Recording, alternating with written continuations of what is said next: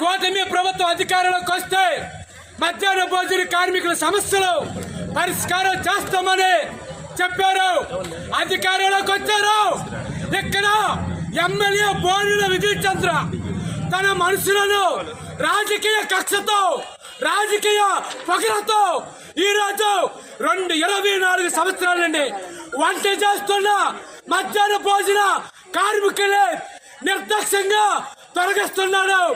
22 సంవత్సరాల నుండి వండుతున్న మధ్యాహ్న భోజనం స్కూల్ చెప్పర్లే తొలగించడం ఎంతవరకు న్యాయపడి మండలం అరసాడ ఈరోజు హై స్కూలు ఎలిమెంటరీ స్కూల్లో 22 సంవత్సరాల నుండి పనిచేస్తున్న వంటమ్మలు ఆయాలే ఏ కారణం లేకుండా ఎడ్డ కుక్కిని వదిలి ఎల్పర్లు తీయించావు.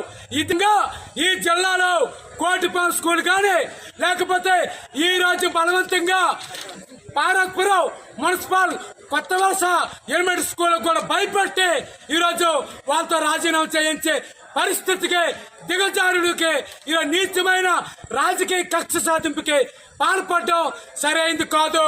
తప్పులు ఉంటే చెప్పండి, సరిదిద్దుకుంటాం. 22 సంవత్సరాల నుండి పనిచేస్తున్న వాళ్ళు పొట్ట కొట్టద్దు.